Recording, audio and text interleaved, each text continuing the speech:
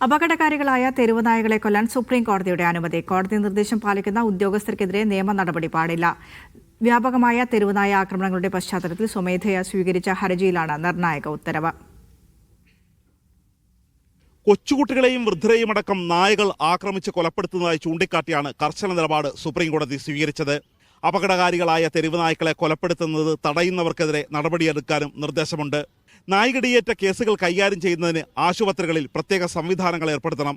എല്ലാ സർക്കാർ ആശുപത്രികളിലും പേവിഷബാധ പ്രതിരോധ വാക്സിൻ ഉണ്ടാവണം. ദേശീയപാതകളിലും എക്സ്പ്രസ് വേയിലും മൃഗങ്ങളുടെ സാന്നിധ്യം ഒഴിവാക്കാൻ ദേശീയപാത അതോറിറ്റി നടപടിയെടുക്കണം. എല്ലാ ജില്ലകളിലും പൂർണ്ണതോതിൽ പ്രവർത്തിക്കുന്ന ഒരു മൃഗജനന നിയന്ത്രണ കേന്ദ്രമെങ്കിലും സ്ഥാപിക്കണം. നടപ്പാക്കിയ കാര്യങ്ങൾ സംസ്ഥാന ചീഫ് സെക്രട്ടറിമാർ ഓഗസ്റ്റ് 5-നുള്ളിൽ അതത് ഹൈക്കോടതികളെ ബോധിപ്പിക്കണം. ഹൈക്കോടതികൾ ഇക്കാര്യം ഈ വർഷം നവംബർ 17-നുള്ളിൽ സുപ്രീം കോടതിയിൽ സമർപ്പിക്കണം. പൊതുസ്ഥലങ്ങളിൽ നിന്നും പിടികൂടുന്ന തെരുവ് നായ്ക്കളെ വന്ധ്യകരണത്തിന് ശേഷം അതേ സ്ഥലത്തേക്ക് വിടരുതെന്ന മുൻ ഉത്തരവ് പിൻവലിക്കാനാവില്ലെന്ന് ജസ്റ്റിസ് വിക്രംനാഥ് അധ്യക്ഷനായ ബെഞ്ച് വ്യക്തമാക്കി.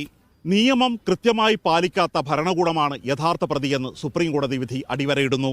നായ്കടി ഭീതിയില്ലാതെ അന്തസ്സോടെ ജീവിക്കാനുള്ള അവകാശം കൂടിയാണ് സുപ്രീം കോടതി ഉറപ്പു നൽകുന്നത്. D Dhanasumod, media 1, Delhi.